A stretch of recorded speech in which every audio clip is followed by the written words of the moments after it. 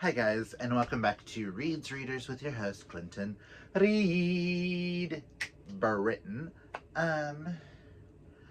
First I want to say a disclaimer. I know I look a little disheveled today, but it's been a very disheveled month. A lot has happened.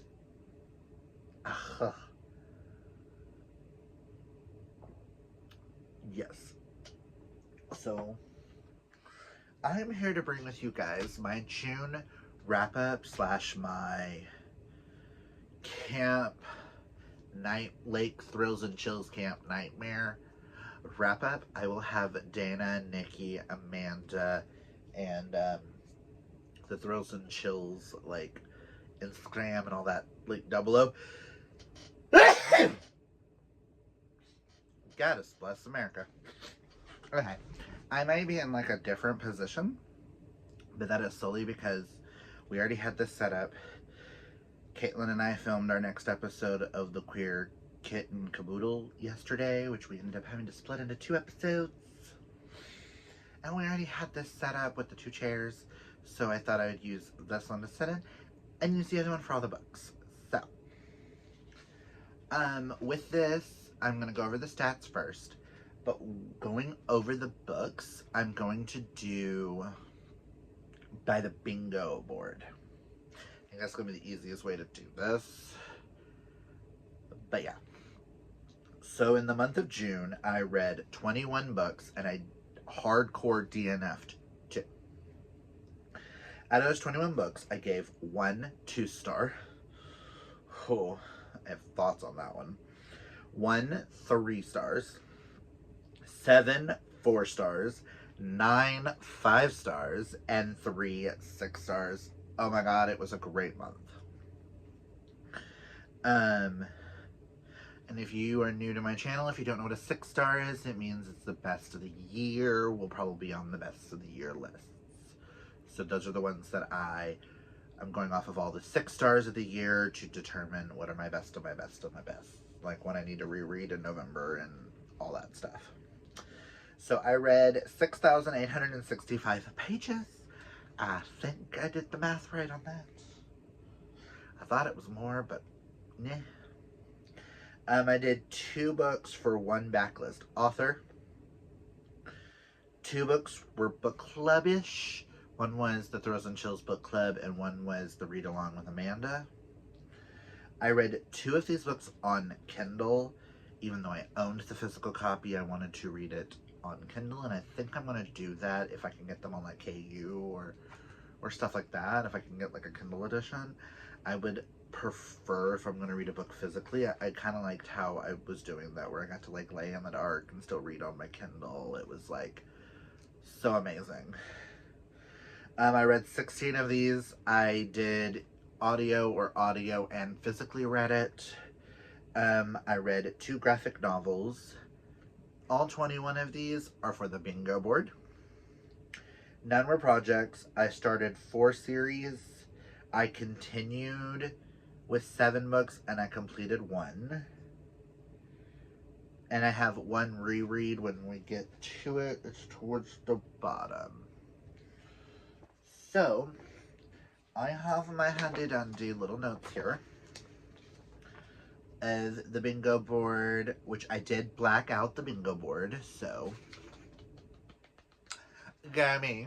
Granted, I did push 1, but if that doesn't work, we can always switch 2 of them around, and it works. Okay. So before we get into the bingo board, I want to discuss the 2 that are hardcore DNFs that I am unhauling from the house, along with that 1 2-star and possibly the 3-star. But at least these I know for a fact are getting yeeted.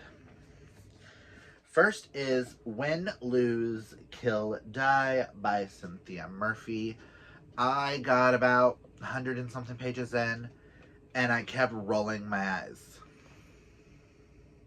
It just felt too juvenile of a YA thriller. I was expecting more like Jennifer Lynn Barnes or Karen McManus or Holly Jackson, Natasha Preston level of, or Kristen Simmons kind of level of mystery thriller. And I got one that was, if they weren't in high school and you would have put them in middle school, it would have worked as a middle grade for me. But going into this knowing it's a YA, I wanted more of a YA feel, and I got really young YA, so. And then the other one is The Return of Ellie Black by Emiko Jean. I feel like this one's going to work better for others, because it doesn't work for me. It's just, I got like 100 and something pages in, and I was just bored out of my mind, and I didn't care, and that's kind of how I felt about her other books. I was hoping this was going to be another, like, The Last Time or Listen for the Lie, because, like, I DNF'd her YA, loved her adults. I don't think this author's writing is for me. I just did not care about any of the characters, and I didn't care about the stories. So these two I know for a fact are just getting yeeted out of the house into the unhaul pile, which I may film and unhaul one of these days. But yes, those are going bye-bye. Now let us start with the bingo board. I don't know why I have all these papers when I only technically need 2 of them. So the first spot on the bingo board is Cabin Buddies, and that is to buddy read a book. And for this, I buddy read with Amanda and a whole lot of people, because Amanda's hosting the Housemaid Along, and we buddy read and we have discussed. I will link the live show for this down below, but The Housemaid's Secrets by Frida McFadden. I loved this. I gave it 5 out of 5 stars. It is perfection. This is slowly becoming a new favorite author and a new favorite series. I'm not going to go into much detail on this. If you would like to know my full spoilery thoughts and stuff, go check out that the live show linked down below. We had an amazing time. Amanda gave it a 4-star. A lot of people loved it. I don't think any of us hated it. And I cannot wait till next month to read book 3. So it's gonna be a hoot and a half. Next on the board is Canteen, which is just to drink a summertime bev, and for that I made something called a pineapple lemonade, where you take lemonade mix, a 42-ounce can of pineapple juice, a couple cans of Sprites, but I used Diet 7-Up because it made it better, and I think that was it. And you just stir it all together. It was really good. If I do it in the future, I think I'll do pineapple soda. And maybe more of the lemon lime soda, because I feel like it was too much pineapple. Next is Nature Walk, which is to read a book with nature on the cover. And for that, I read That's Not My Name by Megan Lolly, which I gave this 5 out of 5 stars. This kind of blew me away. I probably should have seen it all coming, but I didn't. And this is one of those YA mystery thrillers where you've got to disband your beliefs and see what's happening. I did not see the twists coming. This is about a girl who wakes up on the side of the road and has no memory of how she got there, who she is, or what. And then this guy comes, so she gets picked up by a police officer. He's trying to help her find out who she is besides Jane Doe. And then this man comes in and says, "Oh my God, you're my daughter, Mary. And she's like, "Well, that doesn't sound right." Then he has all these pictures of her and everything from when they were kids. So she goes home with him. And this also follows Drew, who in a different city is trying to find his missing girlfriend. And it's how these two stories involve, and is she really married or is she not? I thought this was a lot of fun. I highly recommend this to everybody who wants just like one of those wild, crazy thrillers that'll keep you on the edge of your feet. I read this in one day and I just was mind blown at the end. And I've already pre-ordered her second book. This is a debut. I did pre-order her second book that comes out next year. It's not anything to do with this series, but like her sophomore novel, because I need to know if she's going to be a hit every time or not. I think I read this at the perfect time, and I definitely will be checking out more from Megan Lawley in the future. Next on the bingo board was First Time Campers, and that was just to read a YA novel. And for that, I read the second book in the Natural series by Jennifer Lynn Barnes, which is Killer Instinct. You're going to hear a lot about this series throughout this. If you do not know what this series is, it is YA Criminal Minds.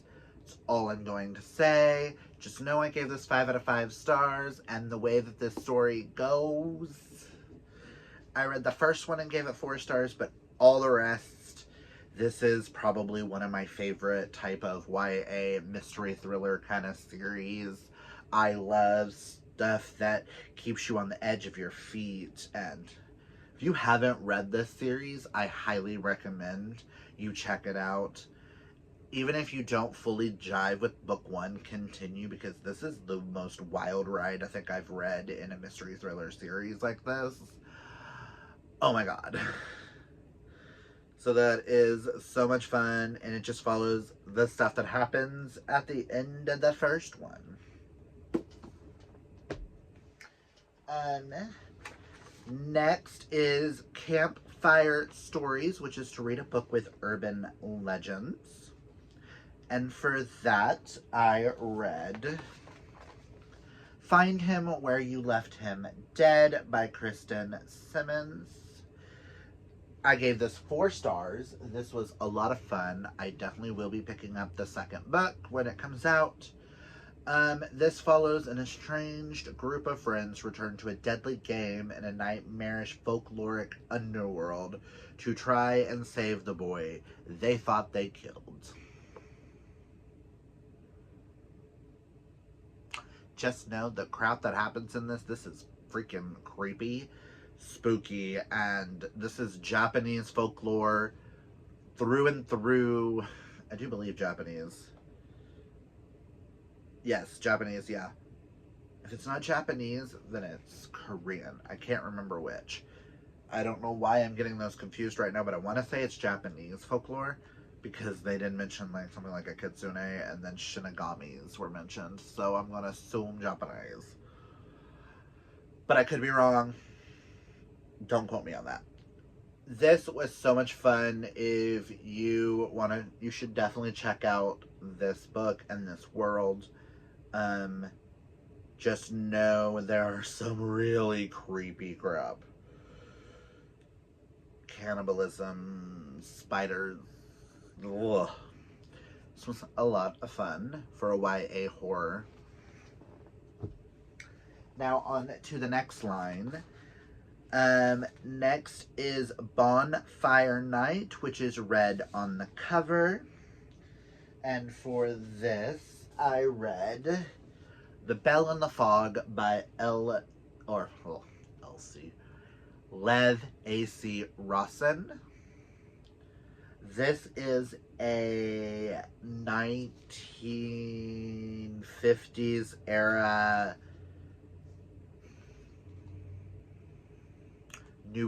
queer noir mystery. This follows the events of the first book, this follows, oh god, what's his name? Andy, who's a detective, and he is trying to solve another case of a missing gay man, and his ex is back, and they are being blackmailed. This is all about being queer in the 1950s, coming to identity of that, along with solving a mystery murder case. I love this. He could write a bunch in this series and I would eat them all up. I know we are getting the third one, I think the end of this year, and I can't wait for it.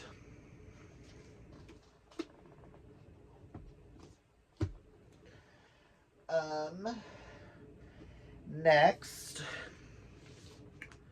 we have camp counselor, which is an authority position.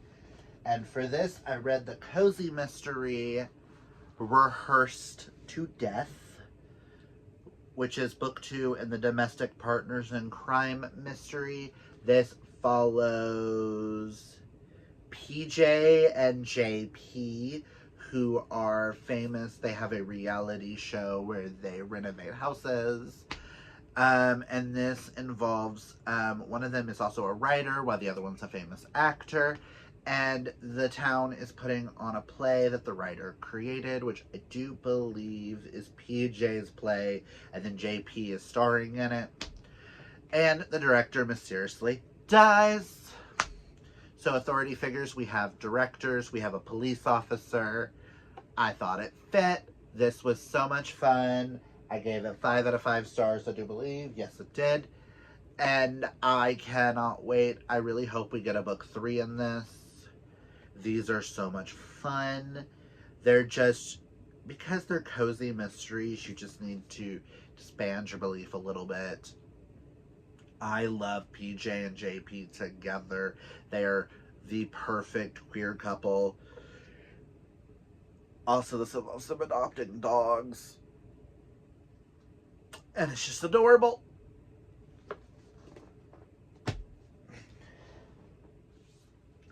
Next is Dramonite, and that is true crime, a book, a documentary, and a podcast. And for that, I chose to do Madison Square Murders, Book 1 in the Memento Mori series by C.S. Poe. This was purchased to me by a friend, and I am so happy I finally was able to get to this and read it for him. He purchased it to me for Christmas. This is a cozy kind of mystery series as well. This follows a cold case detective by the name of Everett Larkin and a forensics artist by the name of Ira Doyle, who team up to solve this mystery of a case from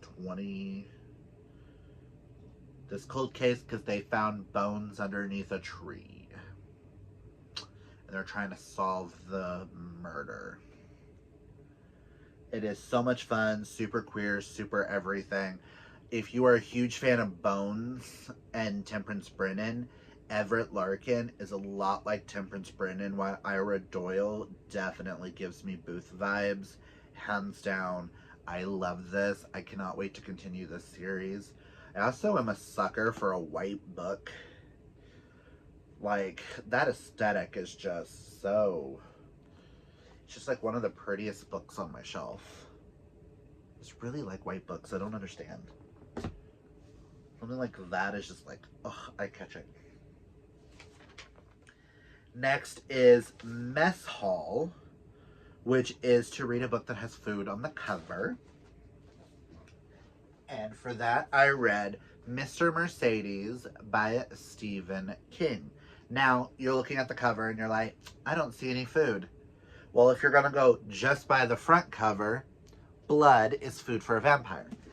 But on the back, we have an ice cream truck with pictures of ice cream cones. It works.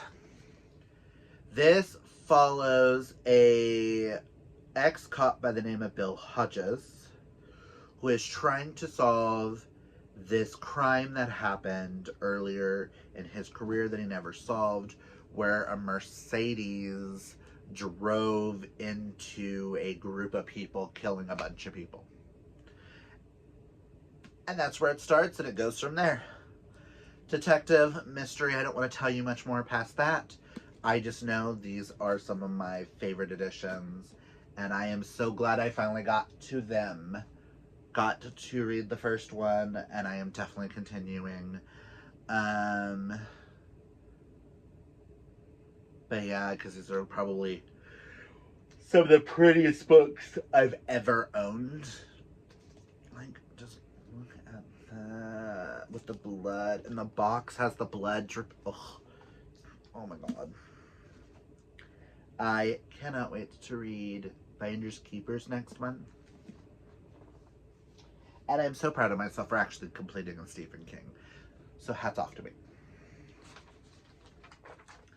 And the last one in this row is Campfire Songs, which is just to listen to an ambiance. And I joined lots of the reading sprints throughout this month. And I've even turned on some ambiances throughout the month to read some of the books that I read physically. So, next row starts with Morning Announcements, which is to listen to an audiobook. And for that, there's 2 books in this one. I read, after I finished the series for The Naturals, I read 12, which I had the audiobook for. Also had it on Kindle, so I kind of listened and read a little bit of it along. But I really loved 12. This takes place after the effect, a couple years later after the Natural series. And it's just so much fun. I don't want to tell you anymore, but I will talk about Bad Blood on another prompt. Next was Scavenger Hunt,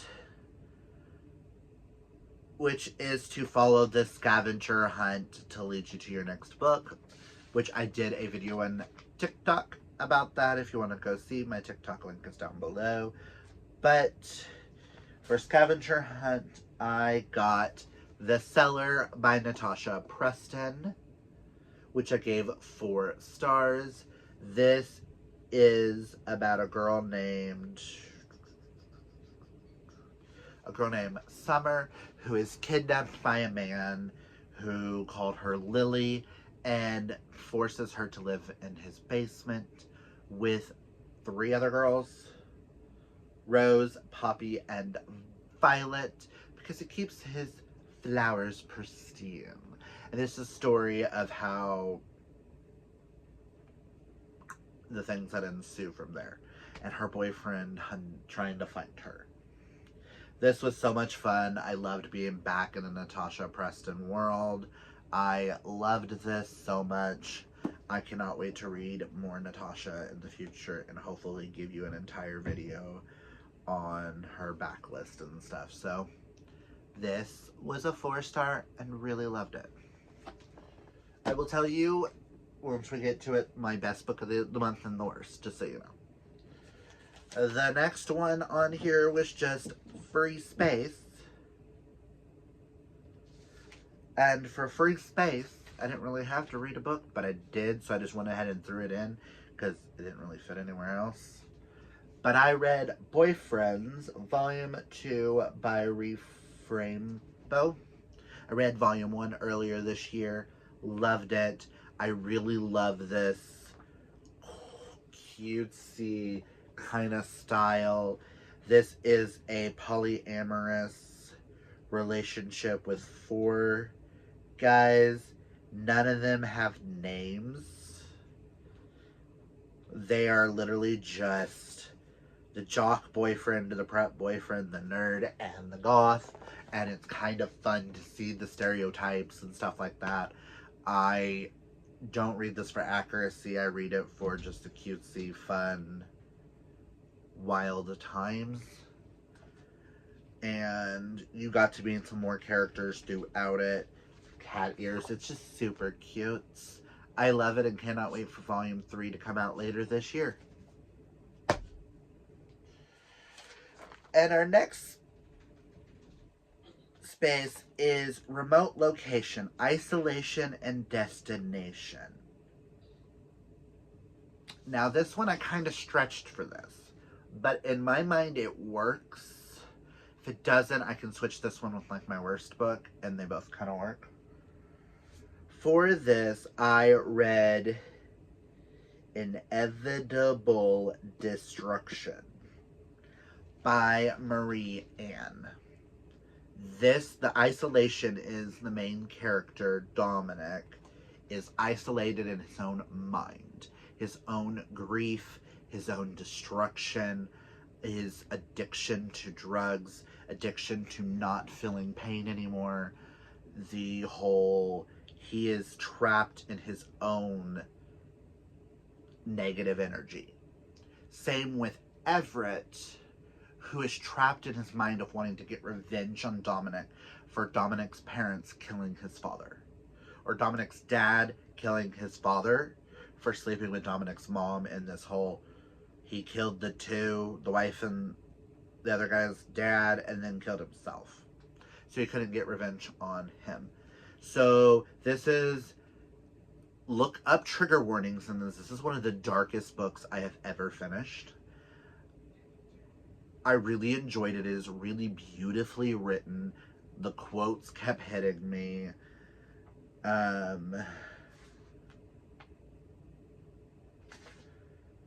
Quotes like, "Am I not worth loving, worth staying for?" Like, the quotes are so depressive. I really enjoyed this, gave it 4 stars. Enjoyed the writing and the journey. You've got Everett, who forces Dominic to do sexual things with him for his drugs. Just take that and look up trigger warnings, because this really, it took me a minute to get through it because I read it on Kindle, and it's just so powerful. And having to terms with your own grief, your own destruction, and coming out the other side. It's just, I think more people need to read it if you like dark romances. So that is why that one's kind of a stretch, because it's more of an isolation in your own, like you're isolated in your own destruction. If you hear anything, Chew is going a little cray-cray today. Now, the worst book of the month is on the next square, and that is Stargazing, Night Sky on the cover. Now, I could use this one with Night Sky because it's got the rain, the lightning, and stuff like that. And the other one kind of works for isolation too, so if that one does not work, I can flip those and it still works. But I read The House Across the Lake by Riley Sager. I gave this 2 stars.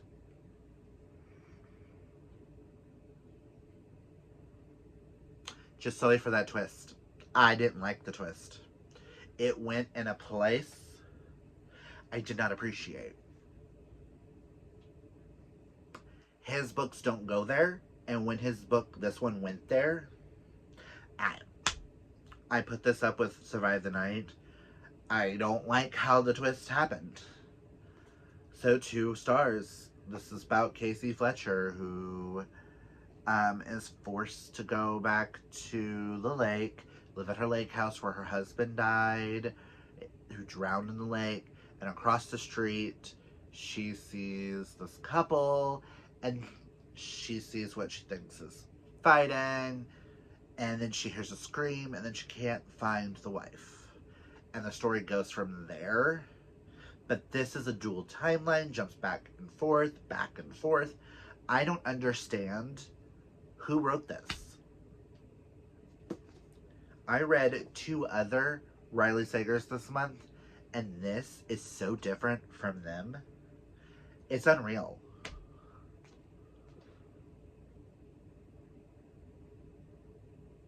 I did not enjoy it. I will be unhauling this. But I am caught up on Riley Sager minus Middle of the Night. So yay on that, I guess. Next line. The next one is Ghost Stories, which is to read a paranormal. And for that, I read Something is Killing the Children, Volume 1. There's something weird in the woods that's hunting down the kids. I still can't really tell you what I read. I don't really like it. It was a fun ride at the time. 3 stars. Am I going to continue? Probably not.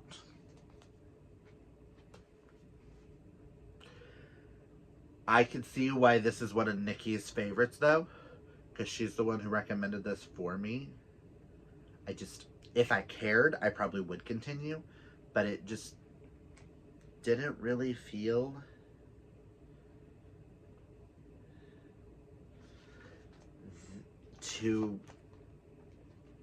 didn't really work for me. I liked the writing and the artwork and stuff. Next is Tie-Dye, which is your favorite color on the cover, which I have 3 favorite colors. I chose one of them solely for the fact that I read book 3 in the Natural series, and one of my 3 favorite colors is yellow, and I wanted to be able to place this somewhere. This just continues from book 2. 5 out of 5 stars. Love the journey. Oh my god. That's all I could say with this series.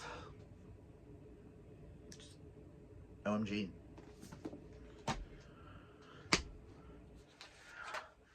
Next is Cabin Carnival, which is to read a book featuring carny love or carnivals or some sort, because our hosts really love some carny love with No Place to Hide. For this, I read Rick Riordan's The Cursed Carnival and Other Calamities, which is Rick Riordan Presents. It's got a bunch of the authors in it. It's got Carlos Hernandez, Roshani Chachki, J.C. Cervantes, Yuha Lee, Kawan Mamali, Rebecca Rowanhorse, Taylor K. Mejia, Sarah Watt Chikata, and Gracie Kim, and a Rick Riordan story. I rated them all based on which ones I was most likely to continue.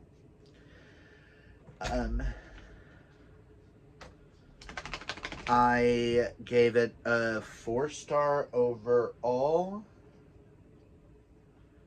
but for like the Sally and Gabby short story, I gave a 4. Aru Shah gave a 4. Stormrunners gave a 3.5. Dragon Pearl gave a 2. Kristen Strong a 3. Race to the Sun a 4. Paolo a 3. Skindar Azi a 3.5. Gifted Clans a 5 because I love that series. And the Celtic short story a 5. So it kind of all averaged out, I think, to like a 3.79. So I rounded up to a 4. Really enjoyed this, and I'm glad I did it. I only read this because I needed something with a carnival. So thank you, girls, for getting this off my shelf read. Next is S'mores. Treat yourself. I ate some cupcakes and some brownies at some point, so I'm counting those, okay? Last on this row was Summer Love, which is a romantic suspense. And for that, I read my favorite book of the month, and that is For the Love of Cain by Ames Mills. First book I read this month. This is an MMMM dark romance series with Russian mafia. I'm just going to read the back because I feel like that's the only way to sum up this story. I thought I had everything figured out until I met Jackson. I'm dominant by nature, but Jackson brings all that out in full force. Was started as a one-night stand after his confession that he's never been with a man quickly turns into a whirlwind. Now I want nothing more than to put a collar around his neck and ensure he's mine. Add in my best friend Blaze and his boyfriend Elijah, and we're in for a hell of a ride. Blaze and I soon realize that someone has betrayed us when cops start breathing down our necks. All of this makes it hard to navigate what the four of us have started. But there's just one thing I'm sure of. They'll never take what's mine. This was so much fun. I absolutely loved it. In indie books, that's Elijah's. Blaze. Jackson. Chewbacca. And Kane. But gave this one 6 out of 5 stars. Get off the books.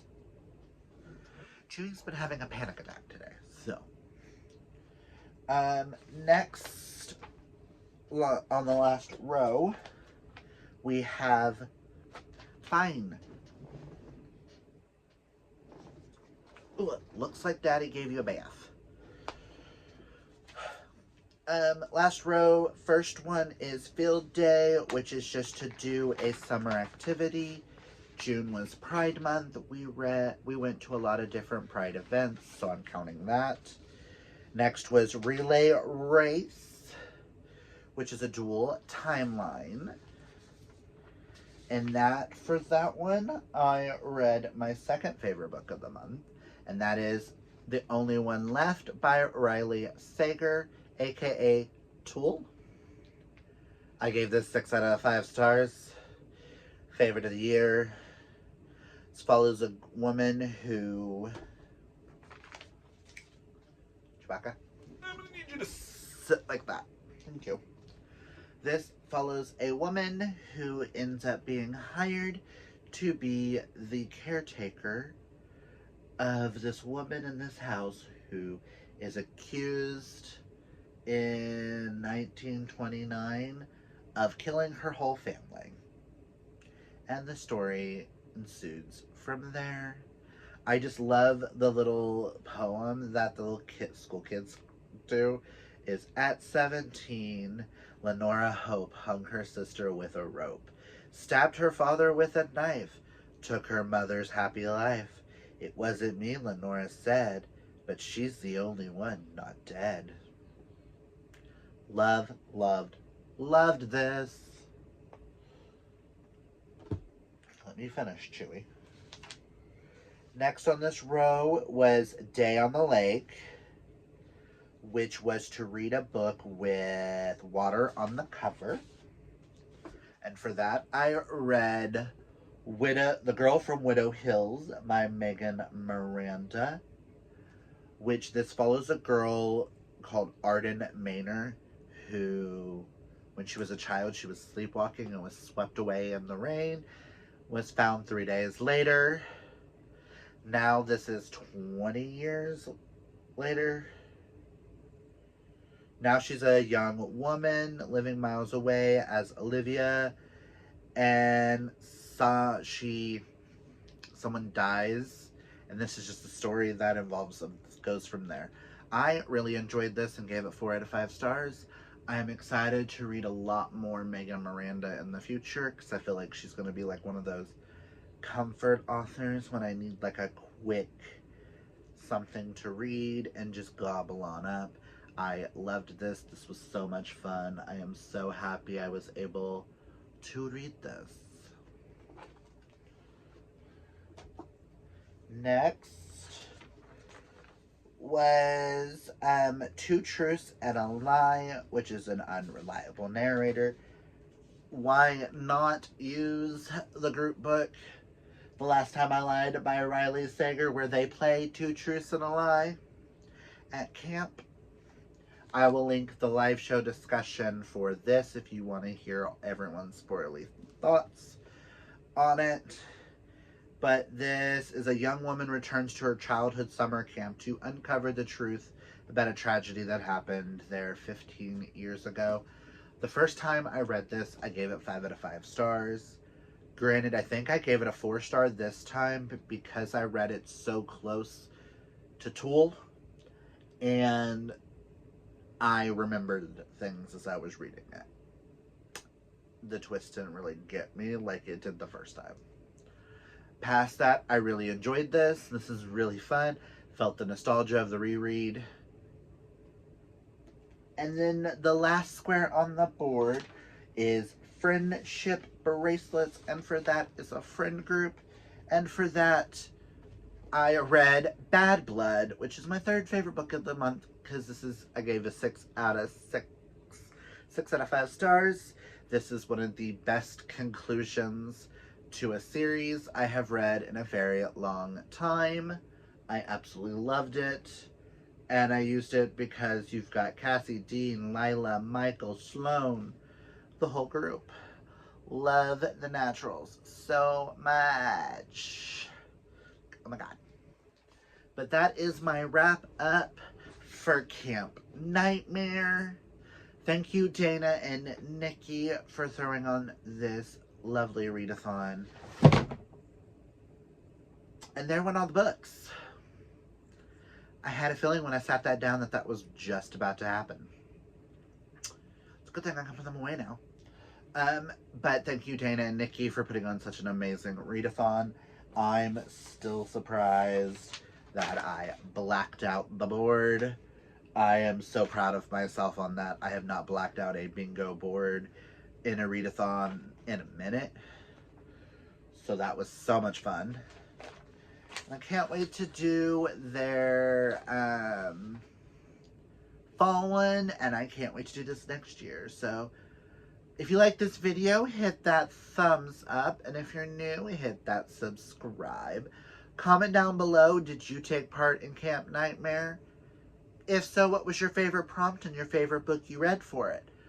Or what was your favorite book you read in June? Let me know how your Pride Month went. Until next time, kids, always be fabulously yourself. Hey, Chewy, you want to say it? Bye.